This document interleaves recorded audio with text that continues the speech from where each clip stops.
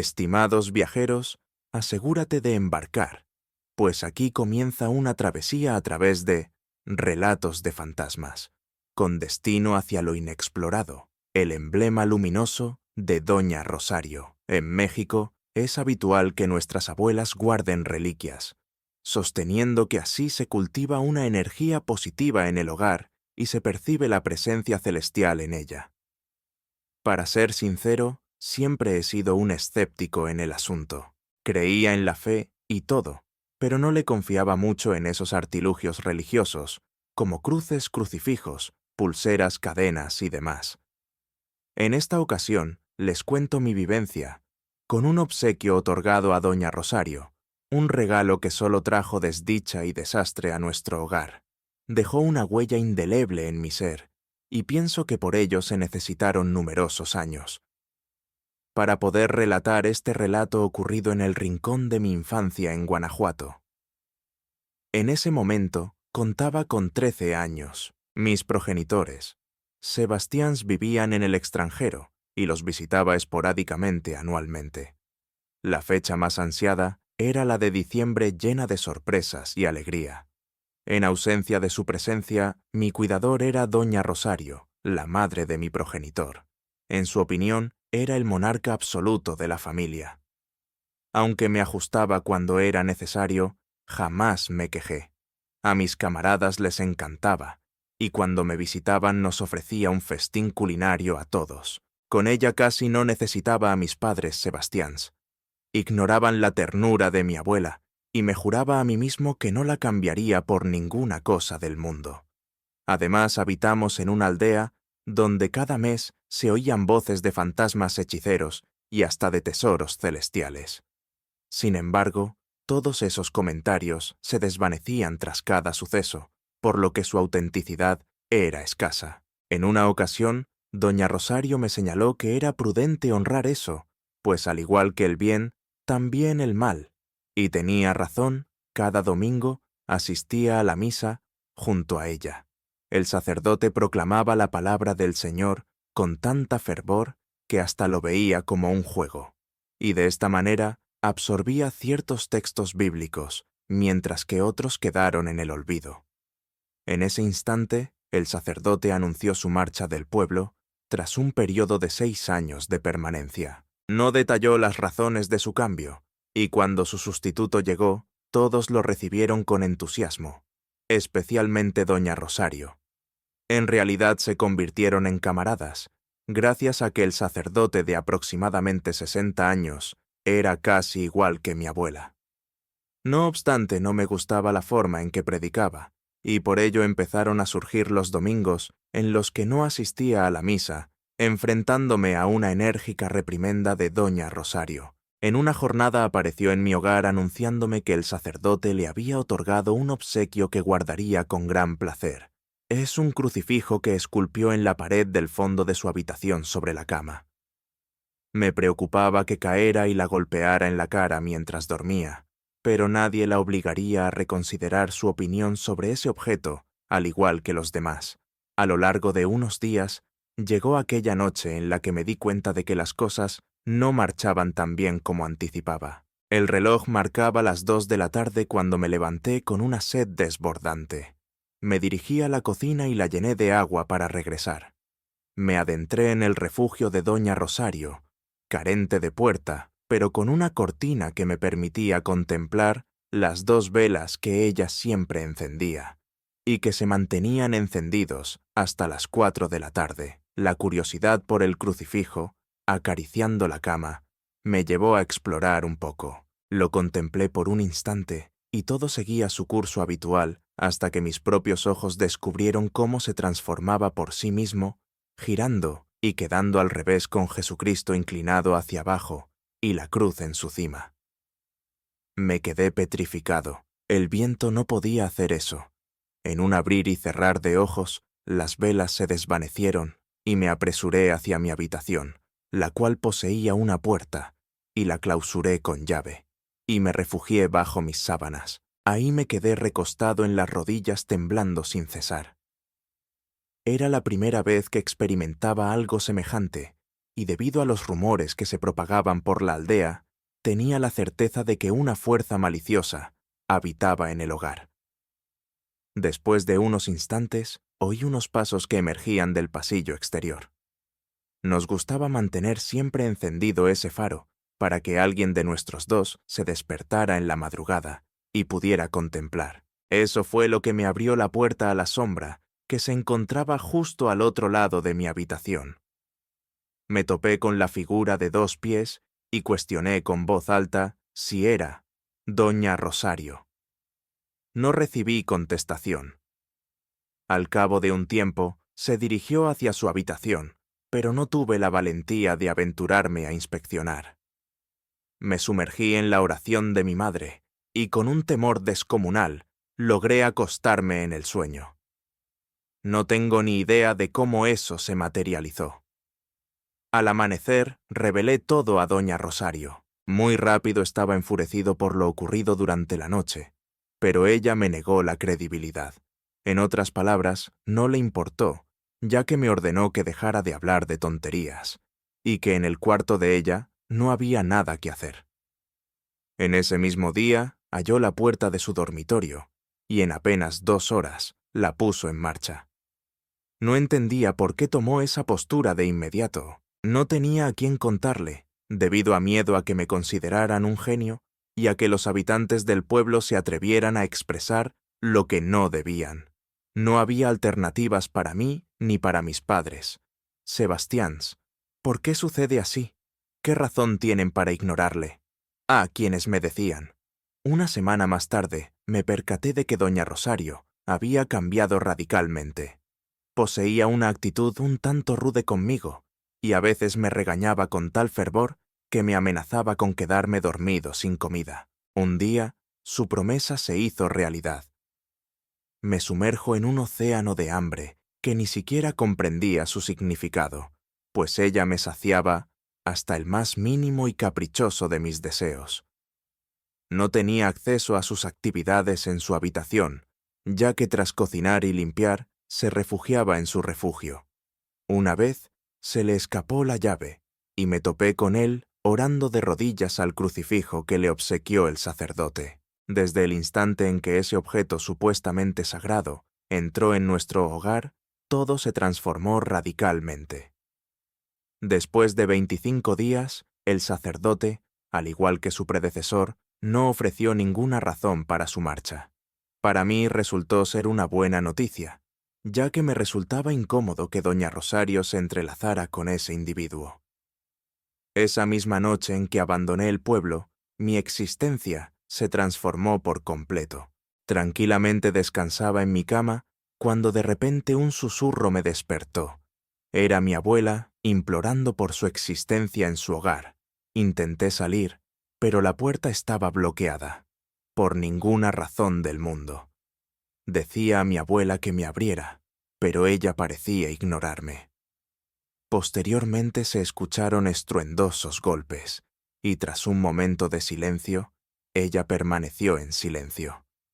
Después de eso, la puerta se abrió casi por sí misma, y la imagen que vi quedó inmortalizada en mi mente. Mi abuela reposaba inmóvil en su cama con la boca y los ojos abiertos, de manera desmesurada. En sus muñecas reposaban 2 huesos, llenos de sangre, al igual que sus pies, mientras extendía las manos hacia los lados. Era como si la hubieran encadenado en ese lugar sin la necesidad de una cruz. Y ese crucifijo no lo hallé en ninguna parte. Aceleré hacia la avenida y clamé con fervor por la asistencia de los habitantes. Al enterarse mis padres Sebastiáns, optaron por llevarme con ellos, y desde entonces jamás volvió a ese lugar ni me sentí igual. Desde ese momento hasta el amanecer de hoy, me pregunto si aquello que me ocurrió fue fruto de una acción demasiado insensata, o si fui tentada o manipulada sin que me percatara. La verdad es que acabé perdiendo una porción preciada de mi ser, y sé que estaba a punto de expirar. No suelo relatar mis vivencias o recuerdos, pero he decidido contar mi historia, pues la veo de terror, pues tuve conexión con lo paranormal. Camila Ortega, y este suceso tuvo lugar en Querétaro. Recién me había graduado del colegio en ese momento, y la incertidumbre me envolvía. Mis padres. Sebastiáns me aconsejaban tomar un respiro de la escuela y meditarlo meticulosamente con el fin de no equivocarme en mi camino profesional. Me di cuenta de que no contaban con el dinero necesario, y eso fue lo que me llevó a suceder. Mis camaradas quienes me acompañaron en mi graduación optaron por la misma elección y me resultó ideal, pues de esta manera no me sentiría sola. De vez en cuando nos congregábamos para discutir nuestras aspiraciones y decidir qué carreras cursaríamos. Me di cuenta de que aunque fueran desobedientes y con calificaciones deficientes, eso no los definía. Intentaban progresar y me llenaba de orgullo oír cuando algunos afirmaban que en la universidad no serían tan desinteresados como en la escuela. Nos impulsábamos mutuamente y proclamamos que íbamos a saborear cada instante juntos en ese pueblo. De esta manera, llegó el día en que uno de mis camaradas me invitó a explorar el bosque hasta encontrar una antigua iglesia del pueblo. Todos sabíamos que estaba abandonada, pero pocos sabían dónde se encontraba exactamente. La última vez que se empleó mis padres. Sebastiáns no tenían ni idea de su existencia. Las paredes parecían estar al borde del desplome. No obstante, la propuesta me resultó tan fascinante, ya que era una joven tan curiosa, y había oído tanto hablar de esa iglesia, que decidí abandonar mis sueños y aventurarme en su interior. Nos costó persuadir a los demás, pero al final aceptaron y lo hemos programado para dentro de 2 días. Al llegar la jornada nos dimos cuenta de que era una travesía larga, aunque hasta nuestra plena certeza no debíamos aventurarnos. Aproximadamente caminaríamos 1 hora, pero los jóvenes pretendían crear la ilusión de que nos embarcaríamos en una travesía más larga. Intenté alinearme con ellos y organicé agua y comida en 2 recipientes para evitar que se quedaran más tiempo de lo pactado. Nos sumergimos en el bosque, agradeciendo la presencia de nubes grises que ocultaban el astro rey. Se respiraba un aire fresco y la caminata se hizo más llevadera, a pesar de las incongruencias que se discutían. Finalmente, arribamos al templo. Encontramos un poco más de tiempo del previsto. Debido a la confusión en las instrucciones de llegada, la puerta de madera estaba tan deteriorada que al intentar abrirla, se deslizó del marco para chocar con el suelo y desmoronarse en 3 fragmentos. Es una fortuna que nadie nos prestara atención. Nos adentramos con cautela, ya que el suelo era de madera, y temíamos caer. El suelo estaba infestado de polvo y telarañas, mientras los crucifijos se encontraban en un estado lamentable. Encontramos portales que conducían a un santuario en el fondo, y allí nos adentramos en el misterio. Me topé con una pulsera escondida en un armario oscuro. Me fascinó de inmediato. Al ponerla, no pude quitarla, y de inmediato me uní a mis amigos para exhibirla. Encontraron un abismo entre las maderas explorando con linternas. Se retornaron atemorizados y huyendo, pues según ellos el sitio estaba repleto de esqueletos humanos de infantes, para ser más precisos.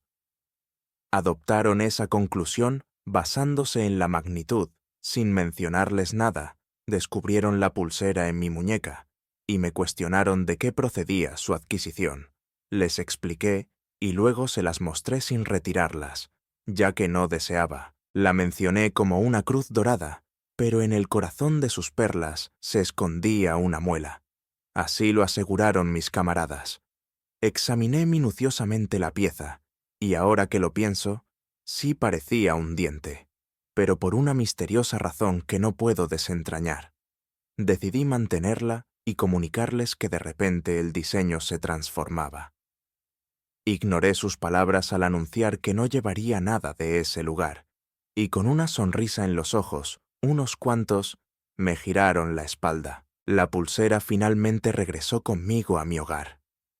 Esa noche tuve un sueño intenso, en el que me encontraba paseando por el monte y me topaba con una criatura colosal, peluda y musculosa, acampando en 2 patas.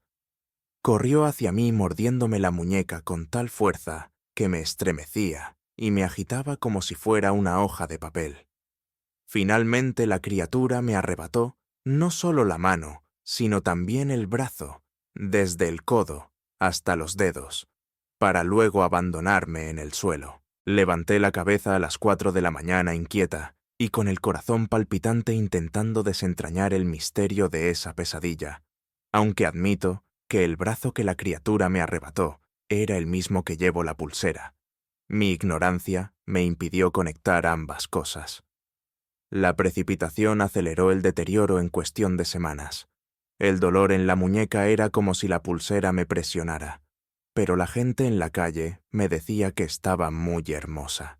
En ese sentido fui muy vanidosa y por eso no la dejé de lado. La llegada de aquellas noches en las que el brazo entero se me dormía durante más de 30 minutos me empezó a inquietar, llegando a pensar en desprenderme de la diminuta prenda y abandonarla por completo. Sin embargo, tardé en tomar esa resolución y tuve que desembolsar una suma considerable.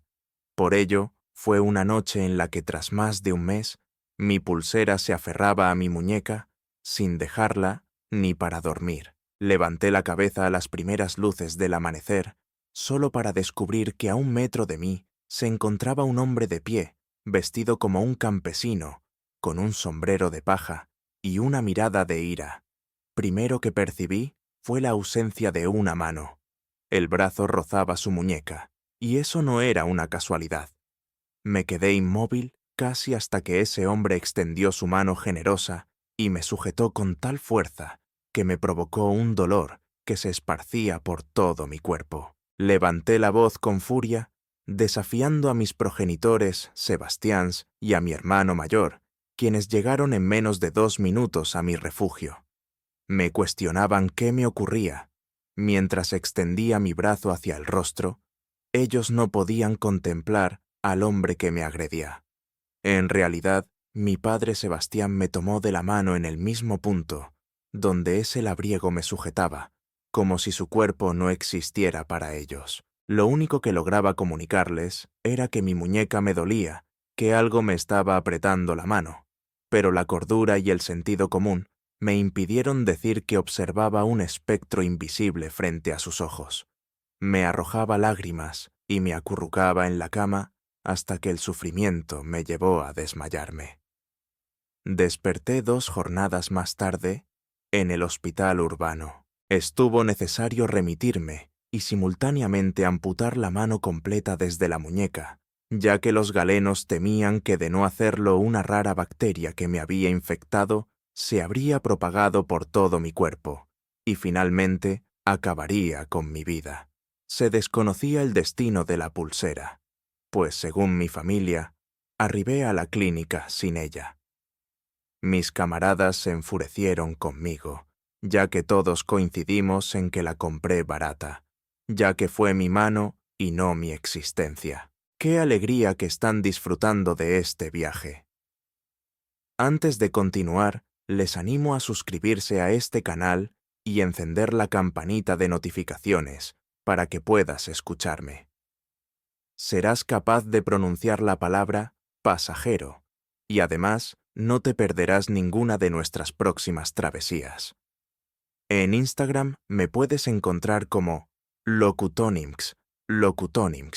Mediante ese medio puedes comunicarte conmigo y establecer una conversación. Agradecería infinitamente que te sumaras a mi cuenta. Y te recuerdo que tu narración es la piedra angular para que continuemos explorando. Desde Relatos de Fantasmas. Mi desolado es @gmail.com.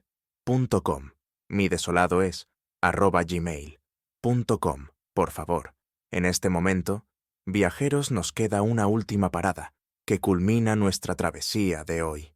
Estoy profundamente agradecido por haberme acompañado y les animo a oír y descubrir esta escala final, el reflejo luminoso de Sor Ángela. En el vasto universo de las historias de fantasmas, entre otras, he oído una narración que menciona un espejo y que no se sugiere dormir frente a él. Además, he oído relatos sobre espejos sombríos, lo que me impulsa a narrar mi historia, pues tengo la certeza de haber experimentado el mismo objeto que me dejó una experiencia sumamente aterradora en mi niñez. Nunca pensé que algo tan inofensivo pudiera desencadenar tanta devastación a través del mal. El enigma de su interior nunca fue descifrado, ya que implicaba permanecer más tiempo en nuestra morada, y Lucía decidió que un par de días habían sido suficientes. Esto sucedió en la región de Chiapas. En aquellos tiempos solo nos encontramos. Lucía y yo, mi progenitor Sebastián, optó por un matrimonio con una mujer que le engendró 2 hijos más, y desde entonces ha decidido no mirarnos más. Aunque apenas contaba con 14 años, me transformaba en un titán, porque era lo que Lucía requería. Ella era una luchadora indomable. Encontraba trabajos excepcionales que me satisfacían en cada aspecto.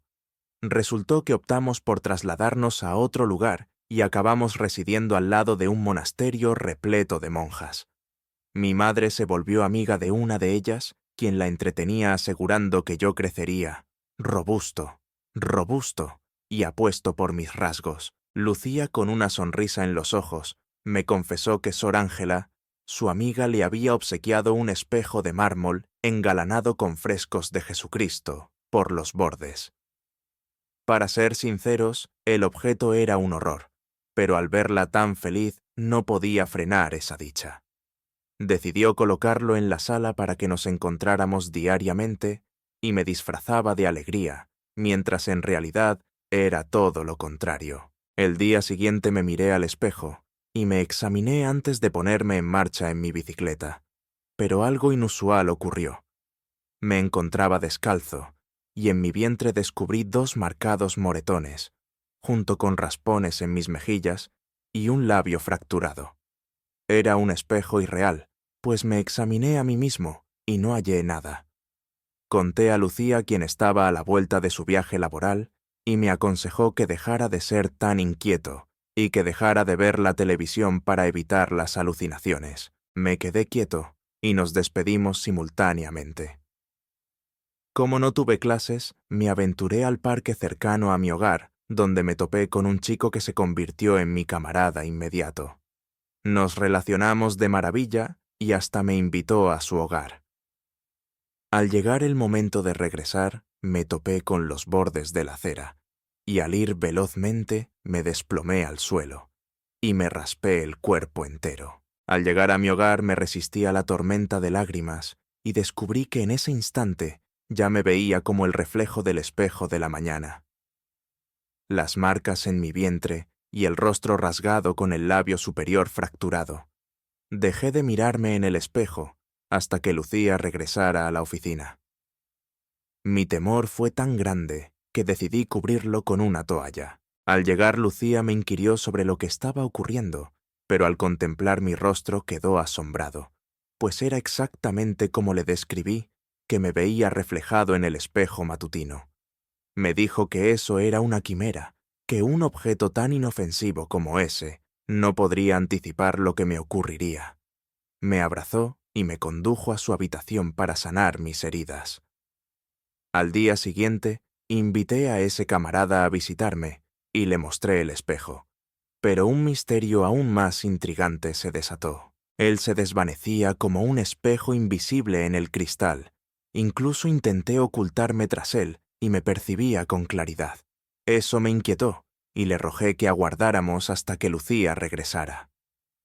Apenas llegó, nos encontramos frente al espejo, los tres, y por suerte, ella se percató de que no estaba mintiendo. Solo nos veíamos los dos, y aquel amigo, aunque aparentemente invisible, era invisible para el cristal que no reflejaba. Él optó por apartarlo y envolverse en una sábana. En un abrir y cerrar de ojos se fue sin revelarme su destino, y regresó 1 hora más tarde, asegurando que había desaparecido del reflejo. Al día siguiente nos enteramos de que aquel camarada que no se mostraba había sido echado del mundo. Un vehículo lo embistió, mientras intentaba cruzar la calle hacia el parque. Lucía y yo conectamos todo con el espejo, aunque era claro que debíamos mantener la calma. Nunca compartimos palabras, y a Sor Ángela, quien se había convertido en amiga suya, no la vimos más, pues según parece, la trasladaron a otro convento sin avisar. Me aventuro a suponer que nos obsequió el objeto con la intención de causarnos perjuicios, pero el que finalmente pagó por todo fue un ser inocente que ni siquiera comprendía el incidente. Hemos arribado a nuestro destino final. Agradecemos tu compañía en esta travesía. Ahora es hora de descansar. ¿Acaso sienten poder